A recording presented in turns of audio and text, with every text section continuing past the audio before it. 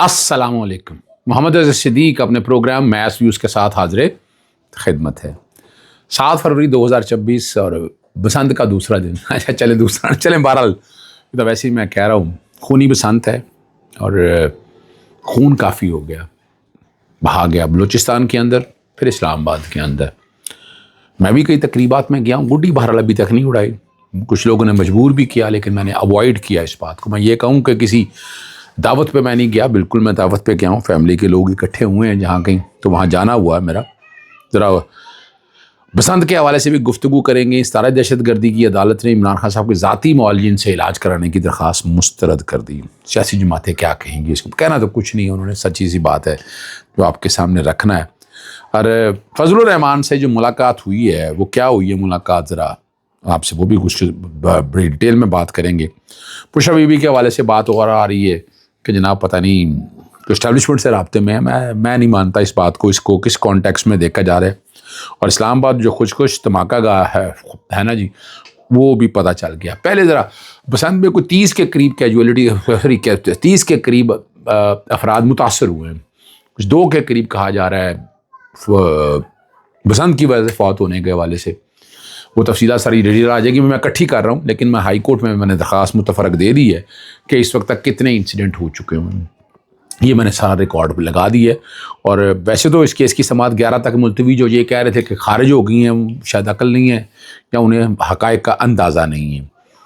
बाकी बसंत मेले ठेलों में जो मैं कह रहा था कॉन्सेप्ट वही रहा है, यानी मैं जिन जगहों में गया हूँ मेले ठेले रहे हैं, गाना बजाना रहा है, खाना पीना रहा है। मैं इससे इत्तफाक करता हूँ, इससे 100%, लेकिन गला कटने से मैं इत्तफाक नहीं करता और मैं इस पर बार बार बात करता रहूँगा। दूसरा अहम मामला जो है वो आपको पता है, यहाँ पार्क ग्राउंडें तबाह बर्बाद करके जो मर्ज़ी हाल कर दें, जिस तरह मर्ज़ी ले जाएं चीज़ों को। आप गौर करें कि क्या हालात और वाक़यात हो गए हैं। दरख्त काट दो, दहशत गर्दी कर दो, और हम तो बात उठाते रहते हैं। एक और ज़रा ज़बरदस्त बात करनी है। सुप्रीम कोर्ट में तो आपको पता है वहाँ कमेटी बन गई, जनाब चीफ जस्टिस का अपने ज़ाती अकेले इख्तियारात इस्तेमाल नहीं करने, कमेटी बन के। लेकिन यहाँ क्या हाई कोर्टों में ऐसा हो रहा है? नहीं हो रहा जनाब हाई कोर्टों में। और क्या कुछ हो रहा है वो किस वक्त तफसीली बात मैं आपके सामने रखूँगा। सबसे जो बड़ी खबर जो है, फजलुर रहमान, मौलाना फजलुर रहमान से PTI के वफ़द और महमूद अजक खान से जो है ना जी, उनकी मुलाकात का अहवाल है। लॉन्ग टर्म उन्होंने कहा चलने का कहा है। और महमूद अजकज़ई और PTI रहनुमा ने मौलाना की तायीद की। उन्होंने कहा कि हमारे साथ इलेक्शन और उसके बाद भी वादा खिलाफ़ी हुई। और इलेक्शन के करीब राना सनाउल्लाह ने कहा कि आप 5 से 7 सीटें ले लें। राना सनाउल्लाह ने कहा कि आप इलेक्शन भी शेर के निशान पर लड़ें। अब ये ज़रा समझिएगा, अब ये जो बातें सारी आ रही हैं लॉन्ग टर्म में इत्तेहाद पर पाकिस्तान तहरीक इंसाफ को JUI से चंद मामला पर समझौता करना होगा, ये ज़राए कह रहे हैं। ये खबर नहीं मशरफ ने दी है। भारत अली मन गंडापुर के वज़ारत से हटने से लॉन्ग टर्म इत्तेहाद हो सकता है, ये ज़राए भी गुफ्तगू कर रहे हैं। आप तक बताते हैं। अब अगली बात जो आपके सामने रखनी है, सारे दहशत गर्दी के जो जज हैं इमरान खान साहब से ज़ाती मुआलिजिन का मेडिकल चेकअप करने की दरख्वास्त खारिज कर दी है। अमजद अली शाह ने इस दरख्वास्त पर समाअत की और जेल में ज़ाती मुआलिज से इलाज की सहूलत दी गई थी। वो बाकी वज़ीर आज़म साहब वज़ीर नवाज शरीफ के हवाले से बात कर रहे हैं और बराबरी के सलूक के मुस्तहिक हैं। और आप जेल में आँखों की बीमारी के इलाज का इंतज़ाम भी नहीं है और अंडर ट्रायल कैदी हैं। ज़ाती मुआलिज से चेकअप जो है उनका हक़ है। कानून के मुताबिक इलाज से कबल बानी के अहल खाना को आगाह करना ज़रूरी था। दरख्वास्त खारिज कर दी है। अब मौका है आपके पास, इसको चैलेंज करें, आप क्रिमिनल रिवीजन में चैलेंज करें।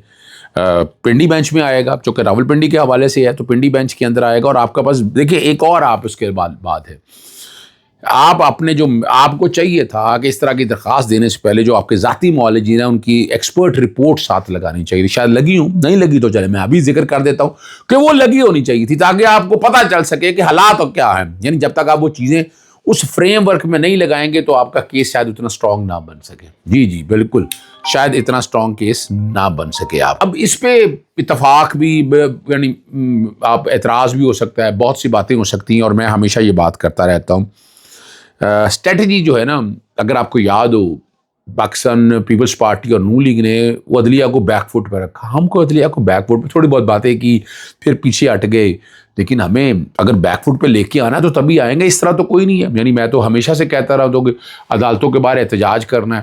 آپ نے تو کسی جگہ نہیں، آپ کے ساتھ جو اچھا آپ سمجھ رہے ہیں کہ احتجاج کریں گے کوئی سلوک آپ کو اور سخت ہوگا. بھائی جتنا سخت ہو رہا تھا اور ہی سخت کیا ہو سکتا ہے، یہ نہیں سمجھ رہے آپ لوگ یہ سمجھ رہے ہیں کہ ہم نے ایسا کیا تو پتہ نہیں کیا ہو جائے گا. کیا ہو جائے گا یار، جو کچھ ہو رہا اس کو آپ اس کی نشاندہی بھی نہ کریں.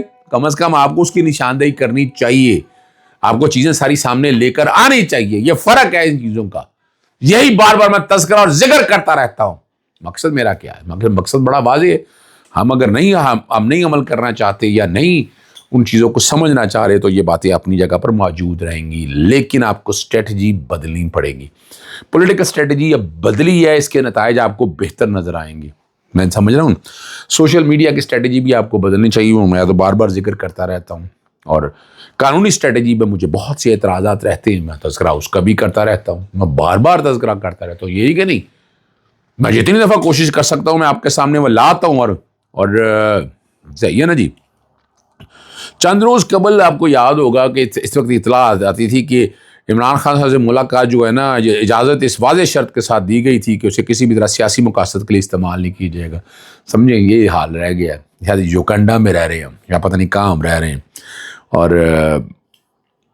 وہ نام بھی لیا گیا، بیرسٹر سیف کی کوششوں سے بنائی گئی تھی اور رپورٹیں بھی آئی تھیں اور انسانی ہمدردی اور سہولت کاری کے بیک چینل کوششوں کے حوالے سے بتایا یہی جا رہا ہے کہ یہاں ممکنہ ذریعے سے کوئی معاملات طے ہو سکتے ہیں. یہ نام لیا جا رہا ہے اور بتایا جا رہا ہے کہ آپ بیک ڈور ڈپلومیسی یا ایسے رابطوں سے، اور اگر معاملات میں نرمی آ سکتی ہے تو اس طرف جایا جائے.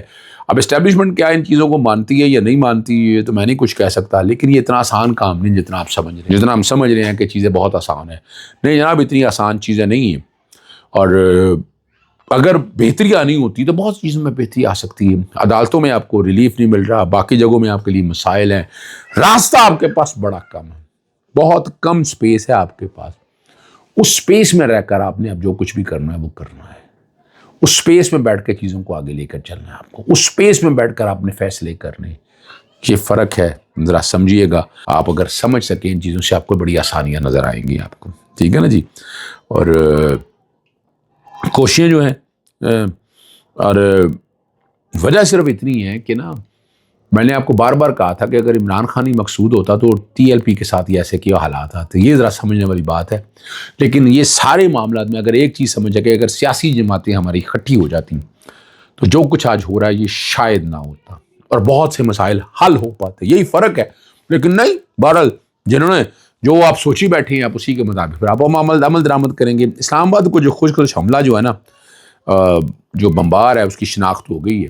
دہشت گرد کا نام یاسر خان نے، خودکش بمبار یاسر خان کا تعلق جو ہے وہ بتایا پشاور سے جا رہا ہے اور دہشت گرد افغانستان میں 5 ماہ گزار چکا ہوا ہے. اور تحقیقاتی حکام کے مطابق خودکش بمبار کے رشتہ داروں کو حراست میں لیا گیا اور بتایا یہی جا رہا ہے کہ بہادر خان کے بہنوئی کو کراچی سے گرفتار کیا گیا، بھائی کو پشاور سے گرفتار کیا گیا اور اہم سہولت کار نوشہرہ میں مارا گیا. سب سے اہم گرفتاری خودکش کے والد کو اسلام آباد کے پوش سیکٹر کے گھر سے گرفتار کیا گیا. اور اب اس کے بعد اداروں نے پورے ملک میں یعنی اسلام آباد کے اندر کی باتیں ہو رہی ہیں. یہ میں کیا کہوں گا، میں تو آپ کے سامنے یہی رہنا ہے. بہت سے لوگ کہتے ہیں، صحیح ہے نا جی، بہت سے صحافیوں نے کہا کہ اسلام آباد کے علاقے میں لائی گئی مسجد میں خودکش دھماکہ اور وہاں سے ہونے والی جگہ اور شناختی کارڈ برآمد ہونا کافی حیران کن عمر ہے. پہلا سوال یہ اٹھتا ہے کہ خودکش حملہ آور اپنا شناختی کارڈ جیب میں لیے کیوں پھر رہا تھا. اب یہ سوال اٹھائے جا رہے ہیں، میرا نہیں اس سے کوئی تعلق ہے، سعید بلوچ نے یہ کہا. اور یہ بھی سوال کر رہے ہیں کہ شناختی کارڈ کیوں جیب میں رکھا تھا. میں ان کو چھوڑیے گا، باقیات میں سے بائیو میٹرک کر کے، اس کے لیے بائیو میٹرک کی میں نے بڑی محنت کی تھی کہ اگر ڈیڈ باڈی کسی کی برآمد شناخت نہیں ہوتی تو وہ طریقہ کار بنا کر رکھا کہ بائیو میٹرک، یعنی آپ بندہ اگر لاوارث لاش مل گئی ہے تو بائیو میٹرک کرائے، وہاں سے ڈیٹا مل جاتا ہے. اس کے لیے میں نے لاہور ہائی کورٹ کو کریڈٹ تھا جیسے ساجد محمود سیٹھی صاحب کو. ٹھیک ہے نا جی. اور یہاں یہ اور اس طرح سے پتہ بھی چل سکے گا نا کہ کون لوگ ہیں، کون سے چہرے ہیں اور کیا یہ تباہی و بربادی ہو رہی ہے. دہشت گردوں کے اوپر زیرو ٹالرنس ہونی چاہیے اور چھوڑنا نہیں چاہیے. ان لوگوں کو ان کے منطقی انجام کی طرف لے جانا بڑا ضروری ہے. ہم سمجھ سکیں تو بہت اچھا ہو جائے گا. بہرحال یہی فرق ہے کہ اگر ہم ان چیزوں کو اس احاطہ میں اگر لے کر جائیں تو نتائج بھی پازیٹو ملیں گے۔ دہشت گردی کے خلاف پوری قوم کو اکٹھے ہونا ہے، اکٹھے ہو کے جنگ لڑنی ہے، فرنٹ لائن سے۔ کہاں سے؟ سامنے سے، پیچھے نہیں ہٹنا، سامنے سے آ کر مقابلہ کریں اور نتائج بھی آپ کو اسی کے مطابق ملیں گے۔ میں یہ ساری چیزیں آپ کے سامنے اس لیے بار بار رکھنا چاہتا ہوں کہ آپ یہ بڑی محنتوں سے ملک حاصل کیا گیا، بنیادی حقوق کا تحفظ فراہم کرنا بڑا ضروری ہے اور ان چیزوں کو اس کے مطابق لے جانا بڑا ضروری ہے۔ اگر آپ سمجھ سکیں تو بڑی آسانیاں ہوں گی۔ اجازت چاہتا ہوں، السلام علیکم، اللہ حافظ۔